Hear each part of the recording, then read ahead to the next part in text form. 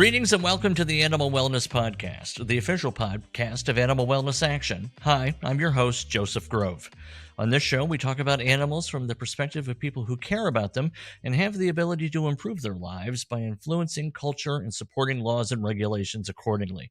To stay up to date with all of our news and information, subscribe to this podcast, receive our free newsletters, and more, please visit animalwellnessaction.org. We talk a lot about tough issues on this podcast, so it's nice when we have an opportunity to celebrate a win, and that's what we're doing today. Last week, the Supreme Court handed down a decision in the case of National Pork Producers Council v. Ross that said there was no constitutional bar to states setting up laws such as California's Prop 12. That ballot initiative requires that any company wanting to sell certain animal products in the state must meet certain standards for the confinement of those animals before they are slaughtered for human consumption. Well, as one might guess, the pork companies and others objected to the improved standards for the animals, resented the fact that they wouldn't be able to sell those animals in the state of California, and began hiring lawyers. A whole legal brouhaha resulted. Fortunately, after years of battles in the lower courts, the nation's highest bench swatted down the pork producers' challenge. It was a close decision, 5-4, as so many of them are these days, and new challenges are sure to surface in Congress. Big Pork won't take the defeat lightly. Here to tell us about Prop 12 and other measures are Wayne Pacelli and Kate Schultz-Barton. Wayne is the president of Animal Wellness Action, and Kate is the organization's senior attorney. Kate, appreciate it. I know you played a large role in preparing the briefs that we sent to the Supreme Court on the decision. I want to get to you in a moment, but first I'd like to ask Wayne, who's been involved with tons of ballot initiatives over the years and has certainly been a factor in the advocacy of Prop 12, to give us a history of these ballot measures, what they tried to do for animals, and how we ended up in court in the first place. So, Wayne, I know it's been a very busy day for you. Glad you were able to make time for the show. What's the lay of the land for pigs? Sure, Joseph. Well, farm animals are part of the matrix of concerns for the animal protection movement, but for so many years, there were almost no legal protections for them. And myself and a few others really concentrated on the issue of extreme confinement when we really began to think about putting farm animal policies onto the books. But the states had ag committees that were dominated by legislators from the most rural districts and very aligned with the agribusiness concerns, the pork industry, the cattlemen, and others. So I helped to launch in 2001 for a 2022 ballot with my friend Gene Bauer, who was the founder of Farm Sanctuary, the first ballot measure that ultimately succeeded to ban gestation crates. It was in Florida. We won by double digits. 4 years later, I, with a whole bunch of colleagues, mainly Paul Shapiro, who was a colleague then, and Josh Balk, we initiated a measure in Arizona called Prop 204 that banned the gestation crates and also added veal calves into the mix to stop their extreme confinement. 2 years later, we went to California and did Prop 2 and added laying hens and the confinement of laying hens in battery cages to those set of prohibited extreme practices for farm animal confinement.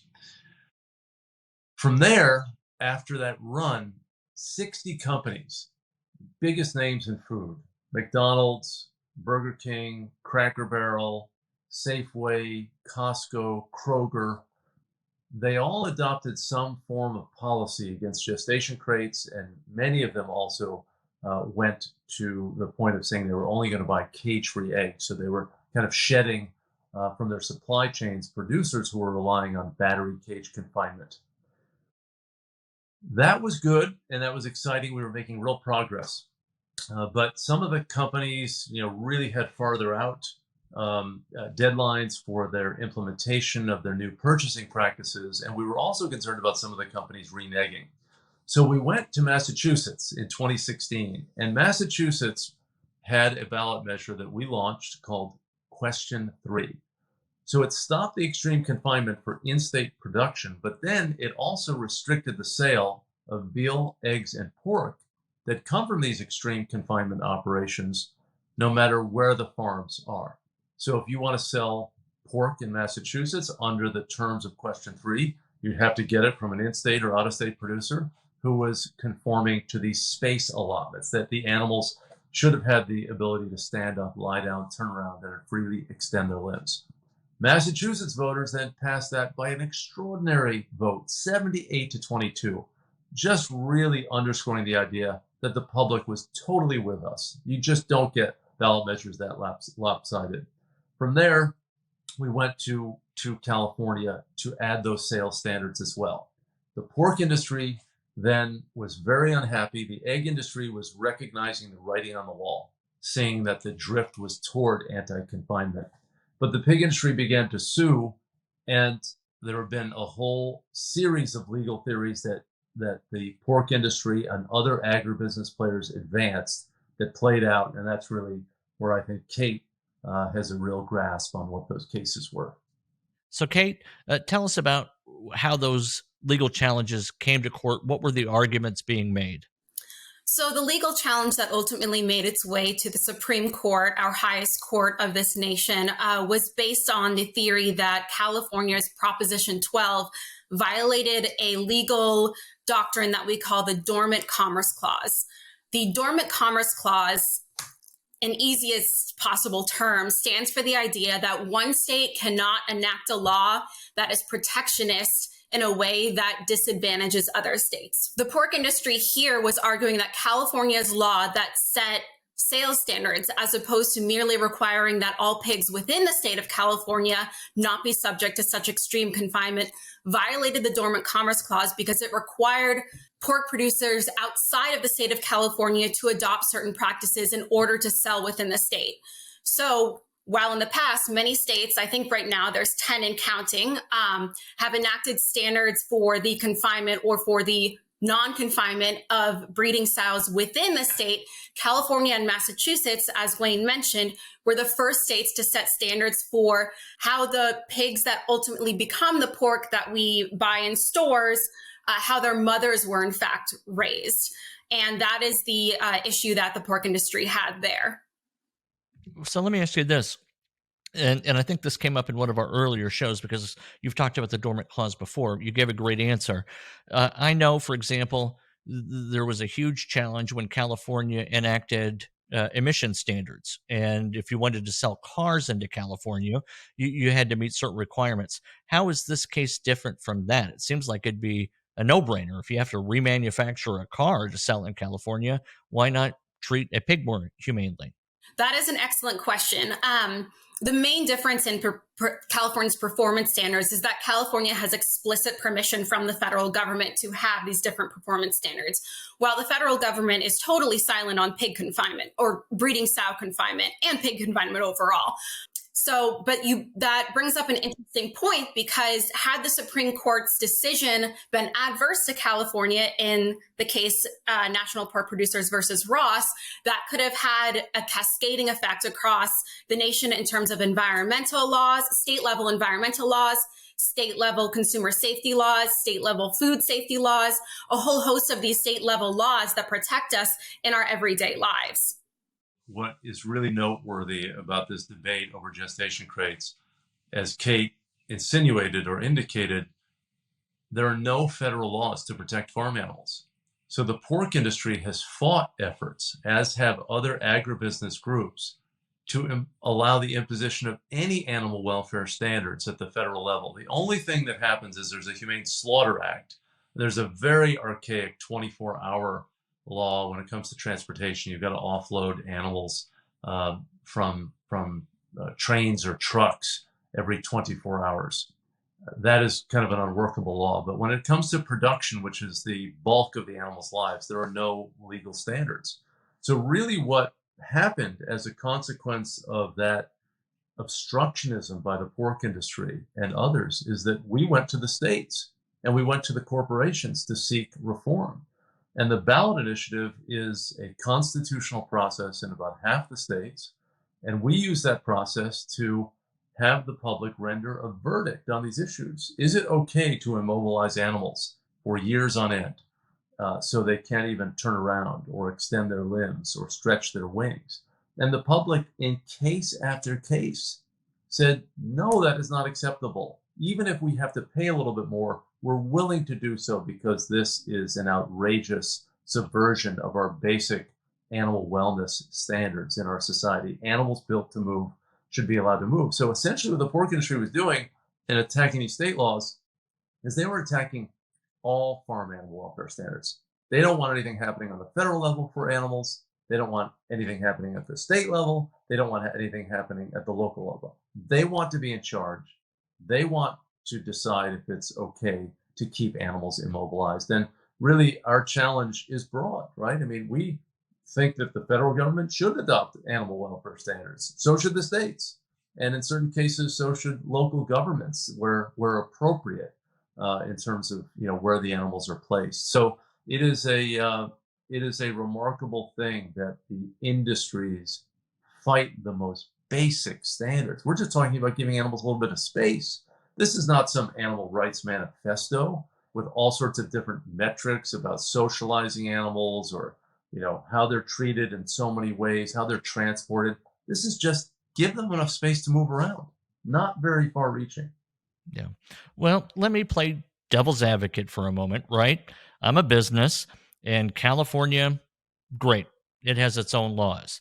But then what if, Colorado has its own laws, and New Mexico and Washington, and then suddenly I'm a small business, let's say, and I'm trying to market to all 50 states.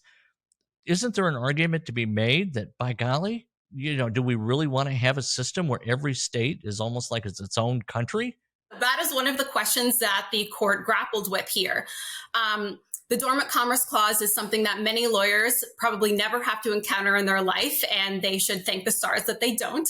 But the Supreme Court here, in oral arguments, was asking the lawyers presenting both sides or all sides, what happens if every state has all of these different laws, not only about necessarily pig confinement, but about a whole host of other issues? How can any company nowadays sell nationally? And ultimately, the answer that they decided in their decision was that there may be certain scenarios where national standards have to be enforced. For example, national standards in terms of roadways or railways. You can't have a train stop at the tracks going from Nevada into Arizona because the requirements for that train changes.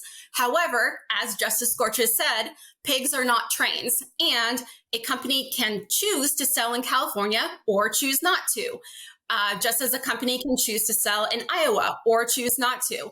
And that is the great thing about our country, is that we have the ability, the states have the right to come up with the laws that their citizens believe that they ought to pass. And that, as Gorchas also said, the Supreme Court of this country, the highest court, is not in the position, these single digit number of justices, to tell Californian voters or any other state voters what should or should not be their laws, as long as they don't violate the Constitution in some larger sense. Yeah, and let me just say, Joseph, this is a very important question that you've raised, and it's certainly, you articulated some of the argument from the Pork Producers Council in making this argument. California is really just about 12 or 13% of the U.S. market. Now, the pig industry has global markets, so when you think about the total product of the pork industry, California is probably less than 10% of the entire market for the pigs raised for consumption.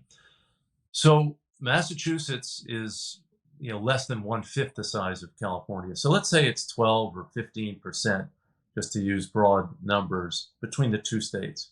We already know that Tyson Food, Hormel, a bunch of others, the Claremont Group, they have all said that they have sufficient capacity to meet California's demands right now for pork. This became, kind of a doomsday scenario for the pork industry, that you're going to have 50 state rules. Well, that's never going to happen. Most states don't have the ballot initiative process. Most states are not going to adopt measures on pig protection because the legislatures are so beholden to the pork industry and other agribusiness interests. But the response, even if there were some differential standards, the response is, let's have a national standard that bans gestation crates. Rather than, we're just going to eliminate any farm animal welfare concerns, we've got a bill right now called the Pigs Act, Pigs in Gestation Stalls Act. That would set a national standard. It would level the playing field for everybody. There would be certainty for producers in knowing what housing systems they would use to supply the American public.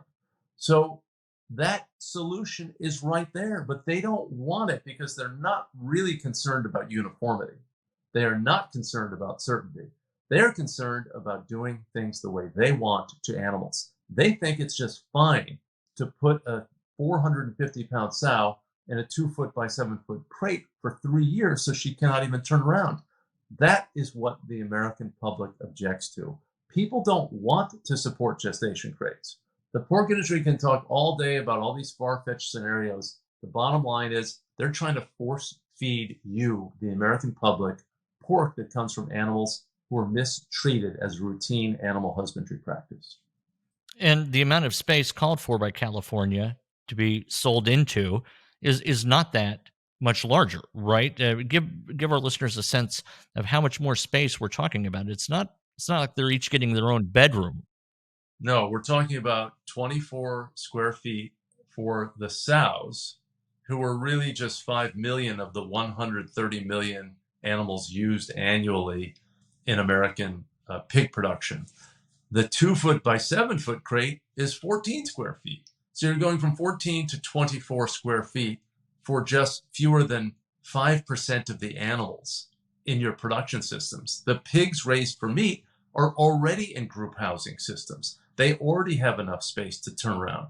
You're talking about a policy that affects approximately 3 to 4% of the animals, and already you've seen Smithfield and a whole bunch of other companies move away from gestation crates. So the whole thing was just some overwrought, dramatized issue by the pork industry to scare the public. They used these same tactics on the ballot and tried to frighten people to vote against the measures because you're going to deal with food prices that are soaring. You're going to drive farmers out of business. And the public saw through all of that smoke and mirrors campaigning, and they passed every one of these ballot measures by double digits. And now the pork industry and its allies have lost 11 of 11 cases challenging those ballot measures. 11 of 11. And then you think of 60 food companies, the biggest names in American food retail, all having policies against gestation crates now. It's those people who are extreme. They're way out of the mainstream. They haven't won in any venue. And their new effort to try to have the federal government not have any farm animal welfare standards, but then to also wipe out state standards, that has been kicking around Congress for about 9 years. And they've never passed that measure either. Mm-hmm. Wayne, this Prop 12, it applies to other animals beyond pigs, correct? It also applies to chickens? It applies to laying hens, so for egg production, and it also applies to veal calves. Now, in 2017, because of pressure that we brought previously, specifically that Arizona ballot measure that I mentioned in 2006 that banned veal crates, right after that, the veal industry said, okay, we're going to move away from crates. So the veal industry voluntarily moved from these extreme confinement crates.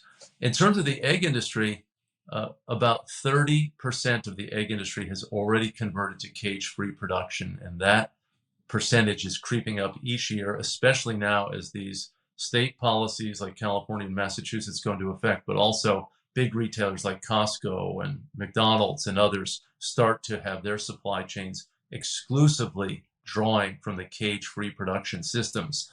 So the egg industry, a number of their associations were on our side in NPPC versus Ross. The California Association of Egg Farmers, a number of other Western state producers favor this because they've already made investments in these new systems of more extensive housing for the laying hens. And they didn't want those undercut by having, the worst, most extreme confinement systems operating in Iowa or Minnesota or wherever they may be operating, and undercutting their important investments where, yes, you're giving the animals a little more treatment. Yes, you're using a little more space, but that's what people expect. This food production should not be a moral race to the bottom. when it comes to the treatment of animals. The animals are at the center of the enterprise. They're the ones that enable all of this to occur. And the least that these folks could do is actually abide by a standard of animal husbandry. But they just have this narrow-minded production mentality that if the animal is alive and reproducing, that is sufficient for animal welfare. Well, that is a discredited animal welfare science notion. And I hope that the successive defeats that they have sustained at the ballot box, in the corporate policymaking realm, and now in the courts, are going to convince someone in the industry that maybe we just need to give the animals a little damn space. But so far, we haven't seen that view prevail. Yeah. Wayne, you mentioned a few minutes ago corporate commitments to selling products across the board from more humanely raised animals. What's the status of a lot of those commitments? Are you finding that corporations are following through with their pledges? Who's monitoring that? Well, there is a tangle of news and information because some of the companies came on in terms of their commitments at different times. And then a number of them really had 10-year phase-out periods. So McDonald's essentially said that for gestation crates and pork, they made the announcement, or it made the announcement in 2012, and it was going to be complete with its transition by 2022. McDonald's doesn't seem to be quite there yet. And this lawsuit or the series of legal actions have disrupted some of that. So some of the companies are pushing things a little farther, and others are just, some are reneging at this point. So it's our job to hold these companies accountable to their public pledges on this issue. Now, we're not so naive to think that the industry can just change its housing systems. There are important and significant capital investments that need to be made to have housing for laying hens at the scale that our nation operates at, the same with gestation crate production. That's why we accepted a number of years ago this phase-in for 10 years. And the ballot measures like Question 3 in Massachusetts had a 6-year phase-in. The Prop 12 ballot measure had essentially a 5-year phase-in. That was preceded 10 years earlier by Prop 2, which stopped inhumane confinement within the state of California, and that had 6 years.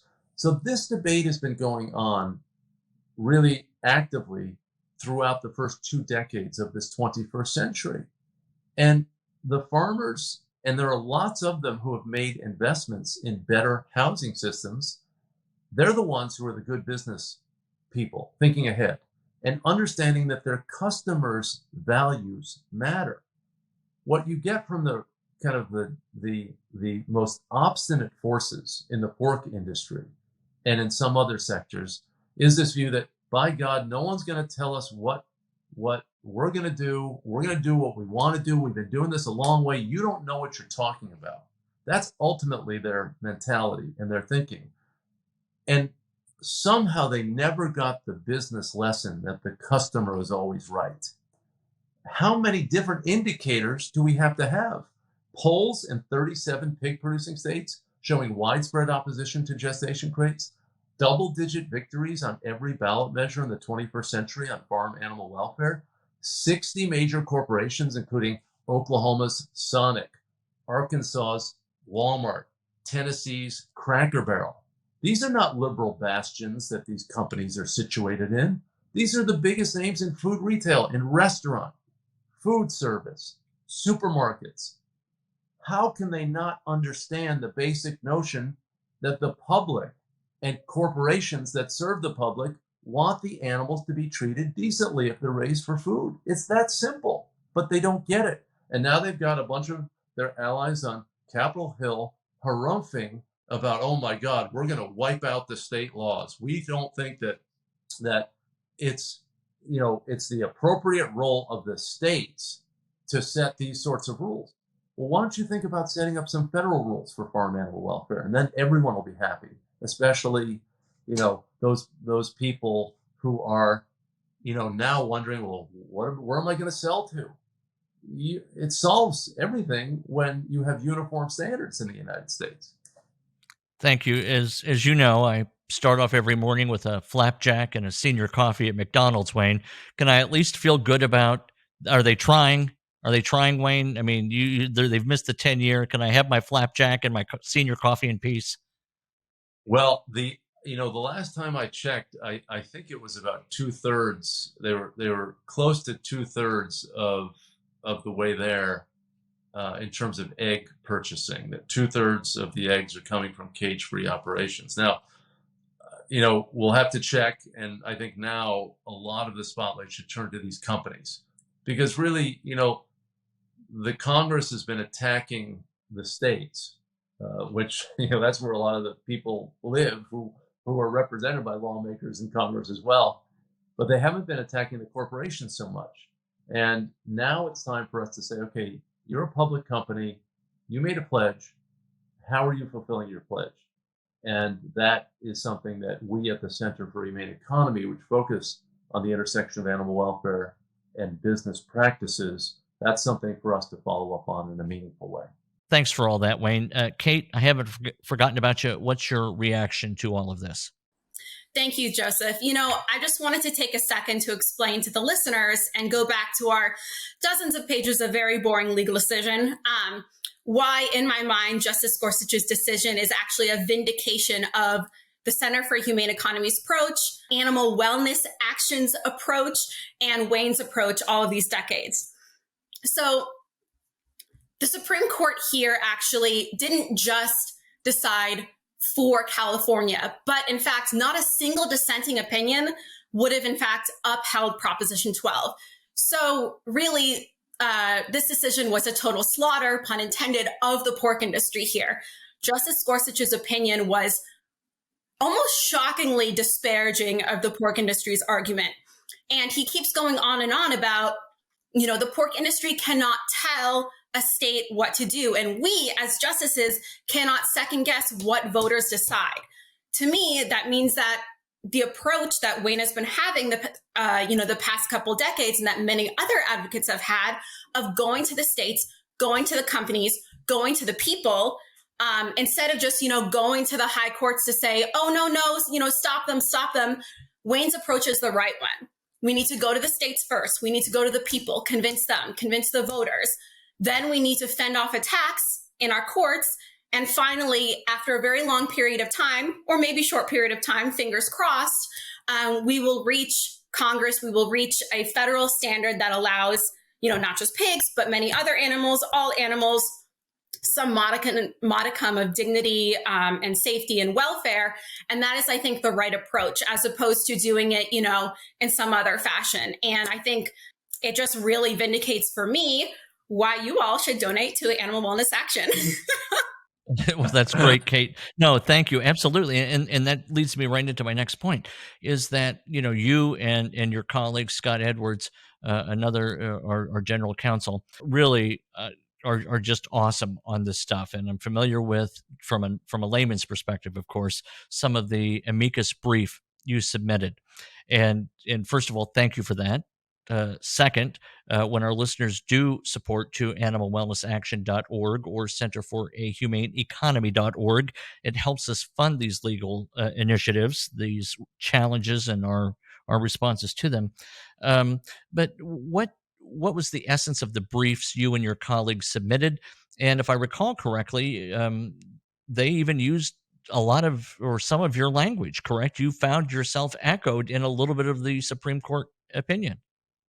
I won't say that they used our language exactly, but many of the points we raised were paraphrased or echoed by Justice Gorsuch. However, they weren't, of course, only our points, but some other briefs points. But I am proud to say that we really had a sort of prescient vision into the future of what might convince these justices. To refresh for the viewers, or to inform the viewers, the decision was 5 justices would uphold Proposition 12, and 4 would actually remand to the lower court for further development of the record. Basically, that's just legal speech for, we want more factual information. We don't have enough facts here. We need some more. So again, none of the justices would have struck down Proposition 12. And our entire strategy with this brief was to go after at least some of the conservative justices. We looked at what they had written before about the Dormant Commerce Clause. And we really went in trying to emphasize that the pork industry here was trying to do something that had never before been done. They were trying to turbocharge the Dormant Commerce Clause in a way that would threaten not just, California trying to be tree hugging and pig hugging, but would threaten, in fact, Kansas and Texas and Florida and Oklahoma and Maine and every other state when they want to enact state laws and when their citizenry want to enact laws that protects themselves or that serve their own goals. So in that way, we were really vindicated by Justice Gorsuch's decision that completely agreed with our perspective that the pork industry, was going to turbocharge the Dormant Commerce Clause, that the pork industry was stretching the Constitution and case law massively here. And actually, the decision was really a restraining, a holding back of the Dormant Commerce Clause. And I think that it is one of the most important, if not the most important, Dormant Commerce Clause decision so far of the 21st century. And it all but promises that companies in the future, big corporations in the future, will have a very difficult time striking down these animal welfare laws in the states as long as, and this is very important, as long as the state passes these laws very smartly and writes them smartly. We've also had a very kind of nonpartisan approach to animal welfare. My belief has always been that people of conscience, whether they're Democrats, independents, or Republicans, they should all care. And that's been my experience in the United States. People of every political persuasion now embrace the idea that cruelty to animals is wrong. The challenge often comes in application of that principle to institutionalized uses of animals, like mass use of animals in industrialized agriculture. But you can see from the votes that we had in the states, double digits, we won Democrats and Republicans and everybody in between. And I think it's really noteworthy that we won in a time with the Supreme Court with a very strong conservative orientation. It's a supermajority of conservatives. It's a 2-to-1 ratio. The 9 justices, 6 are conservative Republicans. We got Neil Gorsuch, who's a strong conservative. No one can say he's a rhino, as the term is sometimes used, a Republican in name only. Clarence Thomas is consistently one of the most conservative justices in terms of his voting patterns and voting behavior. And Amy Coney Barrett is a hero on the right. So this was really such an important case for the animal protection movement because we won in a conservative court. We showed again that animal protection does not line up left or right. It lines up on basic values. We still have some connective tissue in our society. There are still things that all of us in our society care about. And one of the things is that all animals deserve humane treatment, including animals raised for food. So I am really proud of the fact that this court for the United States made this ruling. I'm proud of the fact that you look at the record of ballot measure activity and prior judicial decisions. Now let's ask the Congress to make us proud. Make us proud, pass national farm animal welfare laws that do provide uniformity, that do provide certainty for farmers, but that uphold the notion that animals should be receiving humane treatment. This is ridiculous that we have a cage era in agriculture, that it's okay as a routine husbandry practice to immobilize animals. That is wrong. You can say you can proffer all sorts of different legal theories to try to explain it or excuse it, but it's wrong at some level. And the law is ultimately about our values. And the values are shining through that the American public wants these animals treated more decently, period. And I know it's a busy day for you, Wayne, and we're about out of time. Let me turn to Kate for final thoughts. Well, Joseph, I have a couple final thoughts. One is, again, to echo Wayne, I wrote in my notes on this decision that this decision, in my mind, validated why our approach, and by our, I mean Animal Wellness Action and the Center for Humane Economy, why our approach is so effective. And my 2 notes on that were, that one, working both sides of the aisle, how important that is. Look, both liberals and conservatives alike, we're actually on each side in dissenting and affirming. And also, too, the approach that, we have to not just focus solely on convincing everyone to, vote a certain way or think a certain way, but we have to be global about it. We have to remind people why, confinement of pigs is also really harmful for us as well. We have to remind people why it's a health and safety issue, which is also something that the Center for Humane Economy and Animal Wellness Action does time and time again. And to me, I was just so incredibly pleased with the decision because it not only reaffirmed and affirmed California's groundbreaking law and set the stage for more laws throughout the country, but it really reaffirmed to me why the approach we have developed here is so effective and such a power horse, pun intended. Well, that's 2 puns. It's only 1 pun per show, Kate. Please remember that. It's 2 puns. All right. Well said, Kate. No, thank you. And I really do appreciate your passion. Thank you for being on the show. Congratulations on your recent marriage. All the best to you and your husband. Wayne, thank you again for being on the show. And foremost, we want to thank our listeners and our donors. And many of you I know are one and the same. This work takes resources. We have an incredibly generous donor base. Every dollar is needed and more because, as was intimated in some of what Wayne said, battles will come. I know that legislators are already contemplating a legislative workaround for the Supreme Court decision to get past that. So we've won a huge battle. But as is so often the case, and maybe always the case with animals, the war never seems to be completely won. So please consider considering Animal Wellness Action and the Center for your donations. And please do go to animalwellnessaction.org, Center for a Humane Economy.org.